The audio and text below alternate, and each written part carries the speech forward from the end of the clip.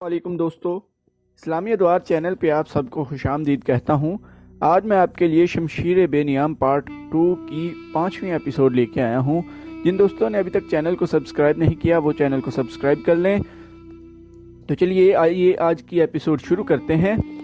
मुकद्दस बाप, एक रात एक नामवर जंगजू ईसाई शमील बोरजाना ने पादरी सुलोबा बिन नस्तोना से कहा, क्या तुम इस पर यकीन रखते हो कि गिरजे की घंटियां और तुम्हारे वाज इस तबाही को रोक लेंगे जो हमारी तरफ तेजी से बढ़ी आ रही है? नहीं, पादरी सुलोबा ने कहा, मेरे वाज और गिरजे के घंटे की आवाजें अब इस तबाही को नहीं रोक सकती। फिर तुम हमें इजाजत क्यों नहीं देते कि हम मुसलमानों की फौज पर हर रात शब खून मारें? शमील बोरजाना ने कहा, मदीना के मुसलमान जिन नहीं, भूत नहीं, इंसान हैं, हमारी तरह के इंसान हैं।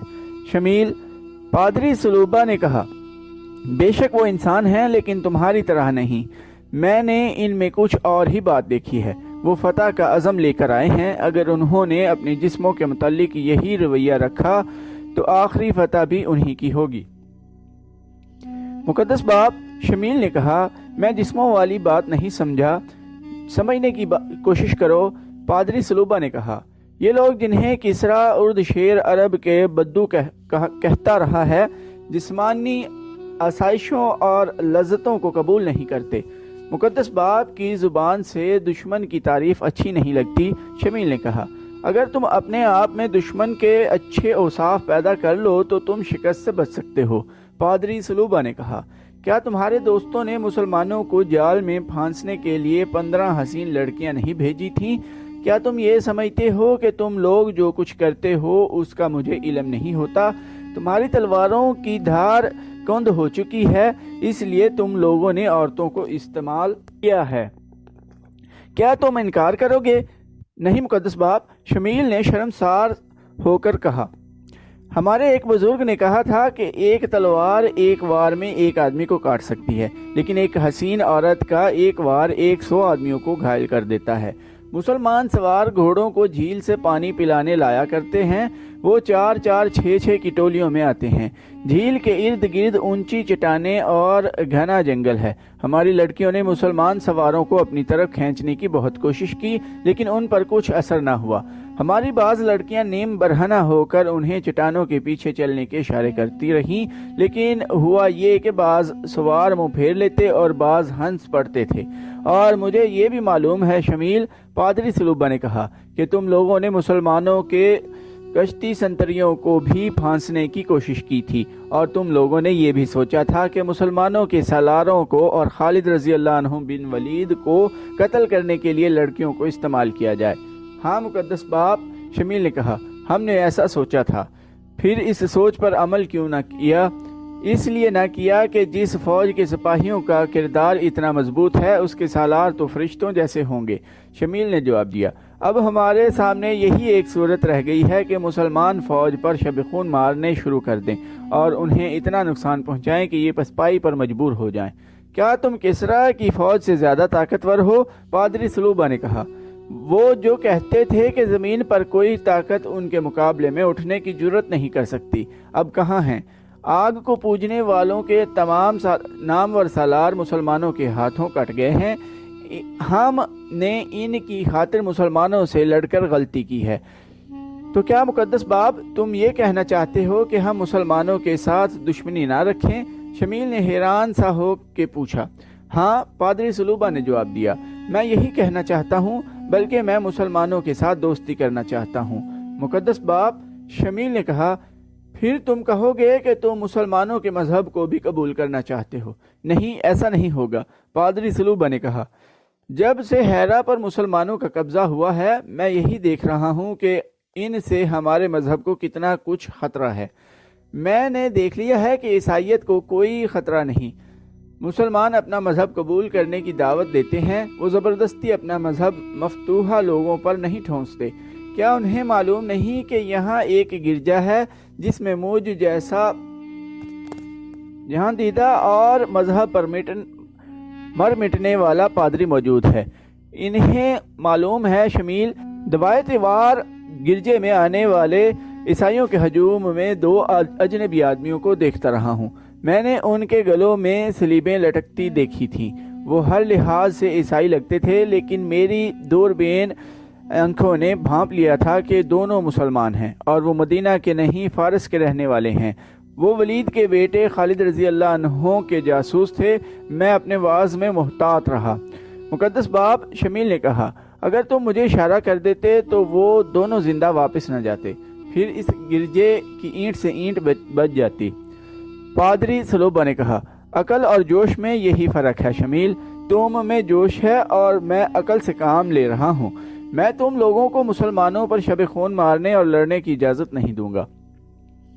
2-3 روز بعد پادری سلوبا بن نستونہ گرجے میں تمام عیسائی سرداروں سے کہہ رہا تھا، حقیقت کو دیکھو، کسریٰ کی اتنی زبردست فوج مدینہ کی قلیل سی فوج کے مقابلے میں نہیں ٹھہر سکی۔ تم نے بھی مسلمانوں کا مقابلہ کر کے دیکھ لیا ہے، اب مسلمانوں سے ٹکرا کر تم تباہ ہو جانے کے سوا کچھ نہیں کر سکتے۔ وقت کا ساتھ دو، مسلمانوں نے تمہارے مذہب کے لیے کوئی خطرہ پیدا نہیں کیا۔ انہوں نے ہمیں اور آتش پرستوں کو بھی اپنی اپنی عبادت گاہوں میں عبادت کی اجازت دے رکھی ہے۔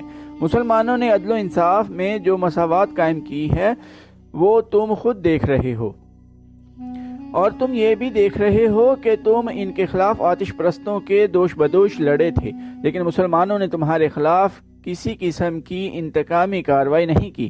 انہوں نے کاشتکاروں کی زمینوں پر قبضہ نہیں کیا، ان کی فصلوں میں اپنے گھوڑے اور اونٹ نہیں چھوڑے، بلکہ آتش پرست حاکم ان غریب کسانوں پر جو ظلم و تشدد کرتے اور ان کی کھیتوں کی پیداوار اٹھا لے جاتے تھے، وہ لوٹ گھسوٹ ختم ہو گئی ہے۔ اس حقیقت سے انکار نہ کرو کہ مسلمان رعایا کو پورے حقوق دے رہے ہیں۔ تم پر خدائے یسوع مسیح کی رحمت ہو۔ ایک سردار نے پادری سلوبا کو ٹوکتے ہوئے کہا، کیا تم ہمیں یہ ترغیب دے رہے ہو کہ ہم مسلمانوں کی اطاعت قبول کر لیں؟ کیا یہ ہماری بے عزتی نہیں؟ ایک اور سردار نے کہا، مسلمانوں نے تمہاری عزت کی طرف آنکھ اٹھا کر بھی نہیں دیکھا۔ پادری سلوبا نے کہا، کیا تم نے انہیں پھانسنے اور گمراہ کرنے کے لیے اپنی لڑکیوں کو نہیں بھیجا تھا؟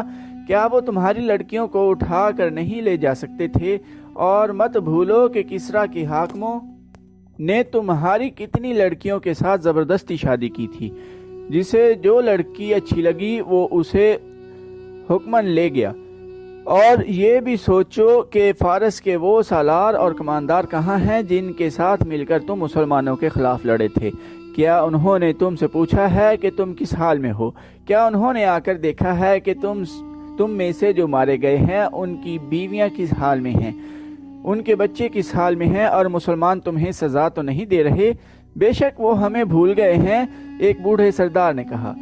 تو بجا کہتا ہے مقدس باپ، ایک اور سردار بولا، اب بتا ہمیں کیا کرنا چاہیے؟ تو ہمیں کس راستے پر لے جانا چاہتا ہے؟ یہ تمہاری سلامتی کا راستہ ہوگا۔ پادری سلوبا نے کہا، اس میں تمہارے جان و مال کی اور تمہارے مذہب کی سلامتی ہے۔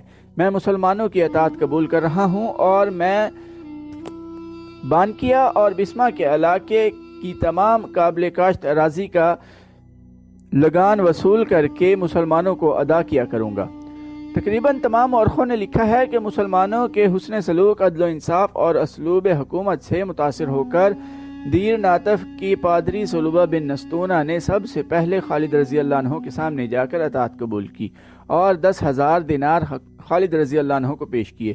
اس رقم کے ساتھ وہ ہیرے اور بیش قیمت موتی بھی تھے جو کسریٰ اردشیر نے پادری سلوبا کو تحفے کے طور پر دیے تھے۔ یہ موتی دراصل رشوت تھی جو اردشیر نے عیسائیوں کو مسلمانوں کے خلاف لڑانے کے لیے پادری سلوبا کو دی تھی۔ خالد رضی اللہ عنہ کے حکم سے ایک معاہدہ لکھا گیا۔ یہ معاہدہ مدینہ کے سالار خالد رضی اللہ عنہ بن ولید اور سلوبا بن نستونہ کی قوم کے ساتھ طے ہوا اور تحریر کیا جاتا ہے۔ اس کے مطابق سلوبا بن نستونہ عیسائی قوم کی طرف سے 10,000 دینار سالانہ بطور جزیہ ادا کرے گا، اور کسریٰ کے ہیرے اور موتی اس رقم کے علاوہ وصول کیے جائیں گے۔ جزیہ کی رقم صرف ان عیسائیوں سے ہر سال وصول کیے جایا کرے گی جو اس کی اطاعت اور توفیق رکھتے ہیں، اور جو کمانے کے قابل ہوں گے ہر کسی کو جزیہ کا اتنا ہی حصہ دینا پڑے گا جتنا وہ آسانی سے ادا کر سکے گا۔ اس معاہدے کی رو سے مسلمانوں پر یہ فرض عائد ہوتا ہے کہ وہ عیسائیوں کی بستیوں بانکیا اور بسما کو ہر طرح کا تحفظ مہیا کریں۔ پادری سلوبہ بن نستونہ کو اس کی قوم کا نمائندہ تسلیم کیا جاتا ہے، جیسا کہ اسے اس کی قوم نے تسلیم کیا ہے۔ اس معاہدے پر جو خالد رضی اللہ عنہ بن ولید نے کیا ہے، تمام مسلمان رضامند ہیں اور اس پر عمل کریں گے۔ پادری سلوبہ اس علاقے کی نامور شخصیت تھی۔ ارد گرد کے بڑے بڑے سرداروں اور سرکردہ افراد نے جب دیکھا کہ سلوبہ نے خالد رضی اللہ عنہ کی اطاعت قبول کر لی ہے تو وہ سب حیرہ پہنچے اور خالد رضی اللہ عنہ کی اطاعت قبول کرنے لگے۔ انہوں نے جو نقد جزیہ ادا کیا وہ 20 لاکھ درہم تھا۔ مسلمانوں کی شجاعت کی دھاک دور دور تک بیٹھ گئی۔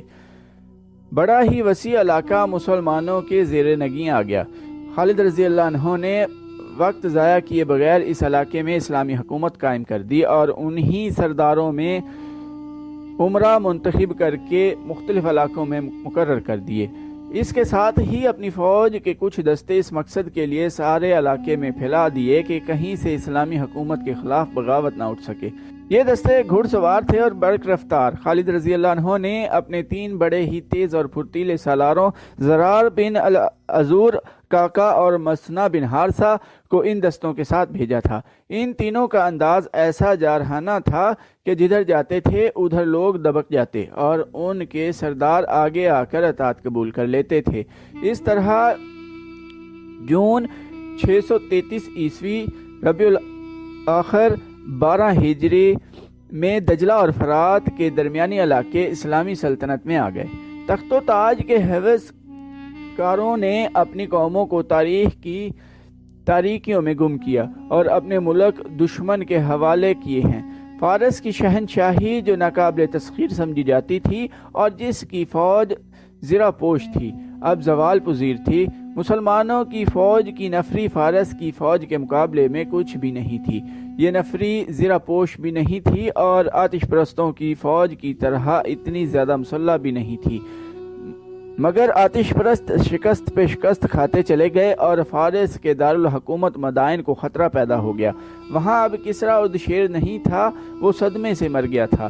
تاریخ گواہ ہے اور یہ قرآن کا فرمان ہے کہ اللہ جس قوم کو اس کے اعمال بد کی سزا دینے پر آتا ہے اس پر نااہل اور خود غرض حکمران مسلط کر دیتا ہے جو اسی قوم کے افراد ہوتے ہیں۔ اللہ کا یہ قہر آتش پرستوں پر گرنا شروع ہو گیا تھا۔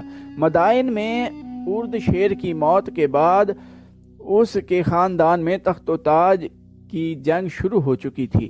خالد رضی اللہ عنہ کے جاسوس مدائن میں ہی نہیں کسریٰ کے محل میں بھی پہنچ چکے تھے۔ وہ جو خبریں بھیج رہے تھے وہ خالد رضی اللہ عنہ کے لیے امید افزا تھیں۔ مدائن کا تخت اب وہ تختہ بن چکا ہے جس پر میت کو غسل دیا جاتا ہے۔ ایک جاسوس نے مدائن سے آ کر خالد رضی اللہ عنہ کو بتایا، یہ تخت کسریٰ کے 3 شہزادوں کی جانیں لے چکا ہے۔ اردشیر کی متعدد بیویاں ہیں اور ہر بیوی کے جوان بیٹے ہیں۔ ہر بیوی اپنے بیٹے کے سر پر کسریٰ کا تاج رکھنا چاہتی ہے۔